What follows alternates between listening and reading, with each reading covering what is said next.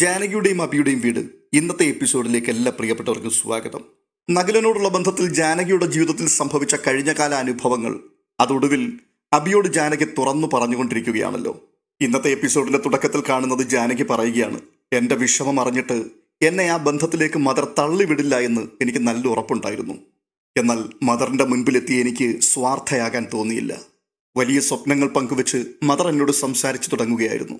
ജാനകി വലിയ ഉയരത്തിലെത്തുമെന്നുള്ള പ്രതീക്ഷ എല്ലാവർക്കും ഉണ്ടായിരുന്നു. അവിടെ നിന്ന് പോകുമ്പോൾ കൂടെയുണ്ടായിരുന്ന സഹോദരങ്ങളെ രക്ഷിക്കുവാൻ എനിക്കുണ്ടായിരുന്ന മനസ്സിനെ മദർ അനുമോദിച്ചു. ഞാൻ ആവശ്യപ്പെട്ട ആഗ്രഹം നിറവേറ്റിത്തരാനാണത്രേ ഇന്ദ്രജ മാഡം വന്നതും വിവാഹത്തിന് സമ്മതം ചോദിച്ചതും. എനിക്ക് എൻ്റെ ആശങ്കകളും ഭയപ്പാടുകളും ഞാൻ ദൈവതുല്യം ആദരിക്കുന്ന മദറിനോട് പറയുവാൻ കഴിഞ്ഞില്ല. അവിടെയാണെങ്കിൽ തല ചായ്ക്കുവാൻ പലർക്കും ഒരു കട്ടിൽ പോലും ഉണ്ടായിരുന്നില്ല.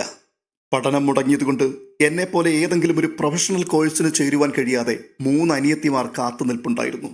അവിടെ ഞാൻ എന്നെ തന്നെ മറന്നു. ഒന്നും പറയാതെ ഞാൻ മദറിന്റെ കയ്യിൽ നിന്നും അനുഗ്രഹം വാങ്ങി മടങ്ങിപ്പോന്നു. ഞാൻ പറയാതെ തന്നെ അവർ വിവാഹം നിശ്ചയിച്ചു. ഇന്ദ്രജ മാഡം വന്ന് എന്നെ കൂട്ടിക്കൊണ്ട് പുറത്തൊക്കെ കുറേ യാത്രകൾ ചെയ്തു. അവർ വിലയ്ക്ക് വാങ്ങിയ ഒരു പെറ്റിനെ പോലെ ഞാൻ അവർക്കൊപ്പം പോയി. എൻ്റെ ഉള്ളിലെ ഭയം അറിഞ്ഞിട്ടാവണം വിവാഹ നിശ്ചയം നടത്തുവാൻ ആദ്യം അവർ തയ്യാറായത്.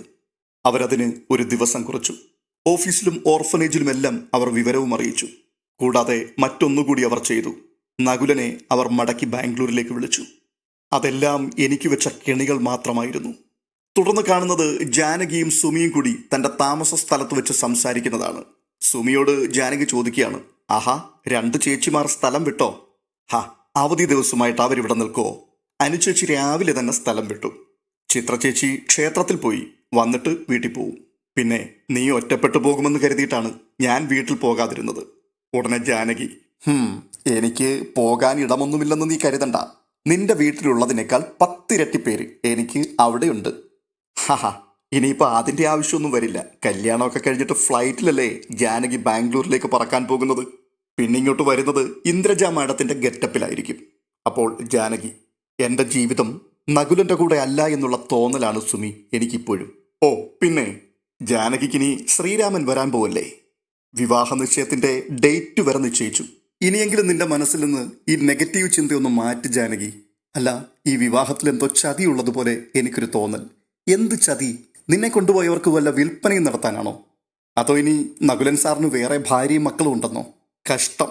നീ എന്തെല്ലാം ആ സാറിന്റെ മുഖത്ത് നോക്കി പറഞ്ഞു. എന്നിട്ട് എല്ലാം ചിരിച്ചങ്ങ് കളയുകയല്ലേ നകുലൻ സാർ ചെയ്തത്? എടി, ഏതു പെണ്ണാണ് അയാളെ ആഗ്രഹിക്കാത്തത്? അതൊക്കെ തന്നെയാണ് എൻ്റെ സംശയം ബലപ്പെടുത്തുന്നതും. ജാനകി, ഓരോ മനുഷ്യരുടെയും ഇഷ്ടങ്ങൾ പല തരത്തിലല്ലേ. അയാളെ ആകർഷിച്ച എന്തോ ഒന്ന് നിന്നിലുണ്ട്. കാശ് കുന്നുകൂടിയവർക്ക് പണം ഒരു വിഷയമല്ലടി. ഭാര്യയുടെ സമ്പത്ത് കൊണ്ട് ജീവിക്കേണ്ട ഗതികേടൊന്നും അയാൾക്കില്ലല്ലോ. അയാൾക്ക് വേണ്ടത് മനസ്സ് കവർന്നൊരു പെണ്ണിനെയാണ്. നിന്റെ ഭാഗ്യത്തിന് അത് നീയായി. എടി, എന്നെ മനസ്സിലാക്കാൻ ആർക്കും കഴിയാതെ പോകുന്നതാണ് എൻ്റെ വിഷമം.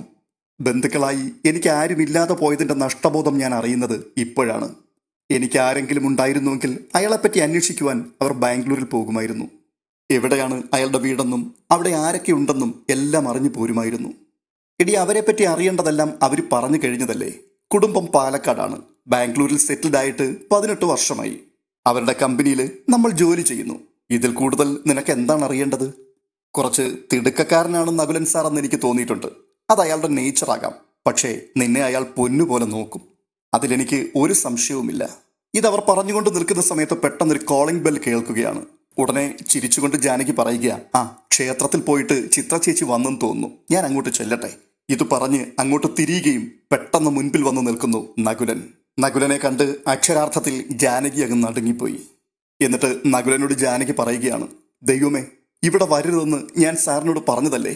എന്തിനാ ഇപ്പൊ ഇങ്ങോട്ട് വന്നത്? ചിത്ര ചേച്ചി ഇപ്പോൾ ഇവിടെ എത്തും, ഒന്ന് മടങ്ങിപ്പോവോ? അത് കേട്ടിട്ട് നകുലൻ, വിവാഹം പറഞ്ഞുറപ്പിച്ച പെണ്ണാണ് ഇങ്ങനെ പേടിക്കുന്നത്. 2 നാൾ കഴിഞ്ഞാൽ പിന്നെ നമ്മുടെ വിവാഹ നിശ്ചയമാണ്. വിവാഹ നിശ്ചയം കഴിഞ്ഞിട്ടില്ലല്ലോ. നിങ്ങൾ ഇപ്പോൾ ഒന്ന് പോ. നിന്നെ പുറത്തേക്ക് കൂട്ടിക്കൊണ്ടു പോകാനാ ഞാൻ വന്നത്. പുറത്തേക്ക് പോകാനോ? ഞാൻ വരില്ല. അതിനെന്നെ പ്രതീക്ഷിക്കുകയും വേണ്ട. ഏട്ടത്തിയമ്മ ആവശ്യപ്പെട്ടതിന് പ്രകാരമാണ് ഞാൻ വന്നത്. നിന്നെ പുറത്തേക്ക് കൂട്ടിക്കൊണ്ടുപോയി നിനക്ക് ആവശ്യമുള്ളതൊക്കെ പർച്ചേസ് ചെയ്യാൻ പറഞ്ഞിരുന്നു. വേണ്ട, എനിക്ക് ആവശ്യമുള്ളതൊക്കെ ഞാൻ വാങ്ങിച്ചോളാം. നീ വാങ്ങുന്നതൊന്നും ചടങ്ങിന് യൂസ് ചെയ്യാൻ പറ്റില്ല. അതൊക്കെ വെറും ലോക്കൽ ഐറ്റംസ് ആയിരിക്കും. നീ ഇനി മുതൽ അതൊന്നുമല്ല അണിയുകയും ധരിക്കുകയും ചെയ്യേണ്ടത്. നിനക്കാവശ്യമുള്ളത് ഞാൻ എടുത്തു തരാം. ദേ, അടിച്ചേൽപ്പിക്കുവാനുള്ള ശ്രമം അത് എന്നോട് നടക്കില്ല. ഞാനതൊന്നും അനുവദിച്ചു തരില്ല. എൻ്റെ പണം കൊണ്ട് വാങ്ങുന്ന സാധനങ്ങൾ അത് വില കുറഞ്ഞതായിരിക്കും. പക്ഷേ എനിക്കതിന് മൂല്യമുണ്ട്. ജാനകി, ഫുട്പാത്തിലെ ബാഗും ചെരുപ്പുമൊക്കെ വാങ്ങി ഉപയോഗിച്ച കാലം പോയി. നീ എന്നെ ദേഷ്യം പിടിപ്പിക്കാതെ എൻ്റെ കൂടെ വരുന്നുണ്ടോ? നീ എങ്ങനെ ജീവിക്കണമെന്ന് തീരുമാനമെടുക്കുന്നത് ഞാനാണ്. ഇത് കേട്ടുകൊണ്ട് സുമി പറയുകയാണ്, നീ സാറിൻ്റെ കൂടെ പോടി. അവധി ദിവസമല്ലേ, ഒരു ഔട്ടിംഗ് കൂടെ ആവട്ടെ. സുമി, നീ ഇതിനകത്ത് ഇടപെടരുത്. നിങ്ങളൊന്ന് പോയേ. വിവാഹം കഴിയാതെ പുറത്ത് ചുറ്റിക്കറങ്ങുവാൻ ഞാൻ ആഗ്രഹിക്കുന്നില്ല. എന്നെ അതിന് പ്രതീക്ഷിക്കുകയും വേണ്ട. എടി, നിന്നെ കെട്ടാൻ പോകുന്ന പയ്യനുമായിട്ട് പുറത്തു പോകുന്നതിൽ എന്താണ് ഇത്ര തെറ്റ്? നിന്നെ ഹോട്ടൽ റൂമിലേക്കൊന്നും അല്ല ഞാൻ വിളിച്ചത്. ഇനി നിന്റെ ഇത്തരം സ്വഭാവം അത് ഞാൻ വെച്ചു പൊറുപ്പിക്കുകയുമില്ല. എന്നെ ഭീഷണിപ്പെടുത്തി കൊണ്ടുപോകാമെന്ന് നിങ്ങൾ കരുതുന്നുണ്ടോ? കരുതുന്നത് എന്തിനാ? നിന്നെ ഞാൻ കൊണ്ടുപോയിരിക്കും. നടക്കടി പുറത്തേക്ക്. നീ എന്താ കരുതിയത്? നിന്റെ ഈ ചീറ്റൽ കണ്ട് ഞാൻ പഴയതുപോലെ ചിരിച്ചു നിൽക്കുമെന്നോ? നീ എൻ്റെ കൂടെ വരുന്നോ, അതോ നിന്നെ ബലമായി പിടിച്ച് ഞാൻ കാറിൽ കയറ്റി കൊണ്ടുപോണോ? ഇത്രയും കേൾക്കുമ്പോഴേക്കും വെട്ടിത്തിരിഞ്ഞ് ജാനകി പിറകിലേക്ക് നടക്കുവാൻ തുടങ്ങുകയാണ്. ഈ സമയത്ത് ജാനകിയുടെ കയ്യിൽ ബലമായി കയറി നകുലൻ പിടിക്കുന്നു. പെട്ടെന്നൊരു ഞെട്ടലോടെ ജാനകി പറയുകയാണ്, വിട്, എൻ്റെ കയ്യിൽ നിന്ന് വിടാനല്ലേ പറഞ്ഞേ, വാടി എൻ്റെ കൂടെ. ഇത് പറഞ്ഞിട്ട് ബലാത്കാരമായി ജാനകിയെ വലിച്ചുകൊണ്ട് നകുലൻ ആ വീട്ടിൽ നിന്ന് പുറത്തേക്ക് പോവുകയാണ്. തുടർന്ന് വീണ്ടും കാണുന്നത് അബിയും ജാനകിയും കടൽ തീരത്ത് നിൽക്കുന്ന കാഴ്ചയാണ്. അബിയോട് ജാനകി പറയുകയാണ്, അയാൾക്കൊപ്പമുള്ള ജീവിതം ഒരിക്കലും സാധ്യമാകില്ലെന്ന് ഞാൻ അപ്പോഴേ ഉറപ്പിച്ചിരുന്നു. മനുഷ്യൻ ആത്മഹത്യ ചെയ്യുന്ന നിമിഷത്തെക്കുറിച്ച് അബിയേട്ടൻ ഒരിക്കലെങ്കിലും ചിന്തിച്ചിട്ടുണ്ടോ? ഞാൻ അങ്ങനെ ചിന്തിച്ച ഒരാളാണ്. ഈ ലോകത്തിൽ നിന്ന് പോയി കിട്ടിയാൽ മാത്രം മതിയെന്ന് ചിന്തിച്ച ഒരാളാണ്. അപ്പോൾ പ്രതീക്ഷകളും സ്വപ്നങ്ങളുമെല്ലാം അസ്തമിച്ചതായി തോന്നും. ഞാനും അതേ ഒരവസ്ഥയിൽ പെട്ടുപോയതുപോലെയായിരുന്നു പിന്നീടുള്ളൊരു രാത്രിയും പകലും. എൻ്റെ തുടർന്നുള്ള ഓരോ നീക്കങ്ങളും അറിയുവാൻ സുമിയെ സദാസമയവും എൻ്റെ കൂടെ നിർത്തിയതായിരുന്നു ഇന്ദ്രജ മാഡം എന്ന് പിന്നീടാണ് ഞാൻ അറിഞ്ഞത്. അത് ഞാൻ രക്ഷപ്പെട്ടു പോകാതിരിക്കാൻ വേണ്ടിയായിരുന്നു, അല്ലാതെ മരിക്കാതിരിക്കാൻ വേണ്ടിയായിരുന്നില്ല. അത് കേട്ടിട്ട് അബി പറയുകയാണ്, ജാനകിക്ക് അങ്ങനെ ചിന്തിക്കാൻ കഴിയില്ലെന്ന് എനിക്ക് നന്നായിട്ടറിയാം. എന്നിട്ട് പറ, എൻഗേജ്മെൻറ്റ് കഴിഞ്ഞോ? അതെ, ആ ദിവസം വന്നു. എൻ്റെ ബന്ധുക്കളെന്ന് പറയാൻ മദറും അവിടുത്തെ അന്തേവാസികളും മാത്രമേ ഉള്ളൂ. മദർ എന്നെ വിളിച്ചു. എന്നിട്ട് പറഞ്ഞു, മോള് ക്ഷമിക്കണം. വലിയൊരു ഓഡിറ്റോറിയത്തിൽ ഇത്രയും വലിയ പണക്കാർക്കൊപ്പം വന്നിരിക്കുവാൻ എനിക്കും ഇവിടെയുള്ള എൻ്റെ മക്കൾക്കും ഒരിക്കലും കഴിയില്ല. അവരെ കൂടാതെ മദറും വരില്ലെന്ന് എന്നോട് അറിയിച്ചു. ഞങ്ങളെല്ലാവരും മോൾക്ക് വേണ്ടി പ്രാർത്ഥിക്കും എന്ന് പറഞ്ഞ് മദർ എന്നെ അനുഗ്രഹിച്ചു. അപ്പോൾ വീണ്ടും അബി ചോദിക്കുകയാണ്, അച്ഛൻ ഇതൊന്നും അറിഞ്ഞിരുന്നില്ലേ? തൻ്റെ എല്ലാ കാര്യങ്ങളും അകലെ ഇരുന്ന് അറിയുന്നയാളല്ലേ അച്ഛൻ? അച്ഛനെ മദർ വിവരം അറിയിച്ചിരുന്നു. മദറിന് അവരെ പൂർണ്ണ വിശ്വാസമായിരുന്നു. ആ വിശ്വാസമല്ലേ മദർ അച്ഛന് നൽകിയത്. എനിക്ക് നല്ലൊരു ജീവിതമുണ്ടാവട്ടെ എന്ന് അച്ഛൻ കരുതി കാണും. അത് കേട്ടിട്ട് അബി, അച്ഛന് ഒരു മോനുണ്ടെന്നും ആ മോൻ ഈ മോളെ കൊടുക്കണമെന്നും അച്ഛൻ്റെ മനസ്സിൽ തോന്നിയില്ലല്ലോ. അതിന് ജാനകി, അബിയേട്ടൻ്റെ മനസ്സിലെ കാഴ്ചപ്പാടിലുള്ള പെണ്ണ് അത് ഞാനല്ലെങ്കിലോ? ആ ശരി, എന്തായാലും ബാക്കിയൂടെ കേൾക്കട്ടെ. മദർ കരുതിയിരുന്നത് പോലെ ഒന്നും ആയിരുന്നില്ല വിവാഹ നിശ്ചയത്തിനുള്ള വേദി. അവരെന്നെ ബോധ്യപ്പെടുത്തുവാൻ വേണ്ടി മാത്രം നടത്തുന്ന ഒരു ചടങ്ങായിരുന്നു അത്. ഓഫീസിൽ ആരെയും ക്ഷണിച്ചില്ല. ഞാനും ആരെയും ക്ഷണിക്കാൻ പോയില്ല. സുമി മാത്രം കൂടെ താമസിച്ചിരുന്നത് കൊണ്ട് അവൾ മാത്രമായിരുന്നു എനിക്കൊപ്പം ഉണ്ടായിരുന്നത്. രാവിലെ അവരയച്ച വണ്ടി വന്നു. ഒഴിഞ്ഞ കൈയുമായി സുമിക്കൊപ്പം ഒരനുസരണയുള്ള കുട്ടിയെപ്പോലെ ഞാൻ അവർക്കൊപ്പം കയറിപ്പോയി. ഏതോ വലിയൊരു ഹോട്ടൽ ഓഡിറ്റോറിയത്തിൽ വെച്ചാണ് ചടങ്ങ് നടക്കാൻ പോകുന്നതെന്ന് ഓഫീസിൽ ആരോ പറഞ്ഞിട്ട് സുമി അറിഞ്ഞിട്ട് എന്നോട് പറഞ്ഞു. ഞാനും അങ്ങനെയാണ് പ്രതീക്ഷിച്ചത്. പക്ഷേ യാത്രക്കിടയിൽ മദർ എന്നെ വിളിച്ചു. മദറിനോട് അവർ വരുവാൻ പറഞ്ഞത് ഇന്ദ്രജ മാഡത്തിൻ്റെ വീട്ടിലേക്കായിരുന്നു. ചടങ്ങ് നടക്കുന്നത് അവരുടെ വീട്ടിൽ വെച്ചായിരുന്നുവെന്ന് അങ്ങനെയാണ് ഞാൻ അറിഞ്ഞത്. കാറ് ഇന്ദ്രജ മാഡത്തിൻ്റെ വീട്ടുപടിക്കൽ ചെന്ന് നിന്നു. അർജുൻ സാറും നരേന്ദ്രനും ഇന്ദ്രജ മാഡവും എല്ലാം അവിടെ ഉണ്ടായിരുന്നു. ആ വീട്ടിൽ വിവാഹ നിശ്ചയത്തിനു വേണ്ടിയ വേദി ഒരുക്കിയിരുന്നു. സത്യത്തിൽ നേരായ വഴിയിലൂടെയുള്ള വിവാഹം നടത്താനല്ലേ അവർ ശ്രമിച്ചത്. നകുലന് കുറച്ച് പിടിവാശികളും അതിനേക്കാൾ ഉപരി പൊസസീവ്നെസ്സും ഉണ്ടെന്നുമാണ് ഞാൻ കരുതിയിരുന്നത്. അതല്ലാതെ ജാനകിയെ ചതിക്കാൻ എന്തുദ്ദേശമാണ് അവർക്കുള്ളത്? അവരുടെ ഭാഗത്തു നിന്ന് നോക്കുമ്പോൾ അത് സത്യമാണ്. അയാൾക്ക് ഇഷ്ടപ്പെട്ട പെണ്ണിനെ വിവാഹം കഴിച്ചു കൊടുക്കുക അതവർ ചെയ്തു. അർജുൻ സാറിന് മകനെ പോലെയായിരുന്നു തൻ്റെ അനിയൻ. അവർക്ക് കുഞ്ഞുങ്ങളുണ്ടായിരുന്നില്ല. അനിയൻ്റെ ആഗ്രഹത്തിൻ്റെ മുൻപിൽ എന്തും വേണ്ടെന്ന് വെക്കുവാൻ തയ്യാറുള്ള ഒരേട്ടനെ പോലെയാണ് ഓഫീസിലുള്ളവരെല്ലാവരും അർജുൻ സാറിനെ കരുതിയിരുന്നത്. തുടർന്ന് വീണ്ടും കാണുന്നത് ആ നിശ്ചയം നടക്കുന്ന വീട്ടിലെ ദൃശ്യങ്ങളാണ്. ഇന്ദ്രജ ജാനകിയുടെ കൈ പിടിച്ച് അകത്തേക്ക് കൊണ്ടുപോയതിനു ശേഷം പറയുകയാണ്, ഇപ്പോൾ നിന്റെ ടെൻഷനൊക്കെ മാറിയില്ലേ? ദേ നോക്ക്, നിന്നോട് എനിക്ക് ഒരു നീരസവുമില്ല. നിന്നെ ഞാൻ എൻ്റെ അനിയത്തിയായിട്ടാണ് കാണുന്നത്. ഈ കല്യാണത്തിന് എന്തോ ചതിയുണ്ട് എന്നൊരു തോന്നലായിരുന്നില്ലേ നിന്റെ മനസ്സിലുണ്ടായിരുന്നത്? നിന്റെ ആ സംശയങ്ങൾ മാറ്റിത്തരാൻ വേണ്ടിയാണ് വിവാഹത്തിലേക്ക് പോകുന്നതിന് മുൻപ് ഒരു എൻഗേജ്മെൻറ്റ് നടത്തി തരാം എന്ന് അർജുൻ തീരുമാനിച്ചത്. നിന്റെ മദറിനോട് അവിടെ നിന്ന് എത്ര പേർ വരുന്നോ അവരെ എല്ലാം കൂട്ടിക്കൊണ്ടുവരാൻ ഞാൻ പറഞ്ഞിട്ടുണ്ട്. മദർ നിന്നോട് ഇക്കാര്യം ഒന്നും പറഞ്ഞില്ലേ? പറഞ്ഞു. വിവാഹത്തിന് മുൻപെങ്കിലും നിന്റെ സംശയങ്ങൾ പൂർണ്ണമായി മാറണം. നീ ചിന്തിക്കുന്നതിൽ നിന്നെ തെറ്റു പറയാനൊന്നും പറ്റില്ല. നിനക്ക് സ്വപ്നം കാണാൻ കഴിയുന്നതിനേക്കാൾ വലിയൊരു ബന്ധം വരുമ്പോൾ ഏതൊരു പെൺകുട്ടിയും ഉത്കണ്ഠപ്പെട്ടു പോകും. അതുമാത്രമേ നിനക്കും സംഭവിച്ചിട്ടുള്ളൂ. എന്തായാലും നീ വേഗം ഡ്രസ്സ് ചെയ്യ്. നീ ഇന്നു മുതൽ ഞങ്ങളുടെ അമ്പാട്ട കുടുംബത്തിലെ ഒരംഗമായി മാറുകയാ. പിന്നെ അധികം ആഭരണങ്ങളൊന്നും ഞങ്ങൾ വാങ്ങിയിട്ടില്ല. അതൊക്കെ വിവാഹത്തിനാകാം. അപ്പോൾ ജാനകി, ക്ഷമിക്കണം മാഡം, എനിക്ക് ചടങ്ങിന് ധരിക്കാനുള്ള ഡ്രസ്സുകളൊക്കെ ഞാൻ കൊണ്ടുവന്നിട്ടുണ്ട്. നീ കൊണ്ടുവന്നെന്നോ? ആ, അതല്ലേ ശരി. പിന്നെ എനിക്ക് ആ ഓർണമെന്റ്സും വേണ്ട. വിവാഹത്തിനും നീ ഇത് തന്നെ ചെയ്യുമോ?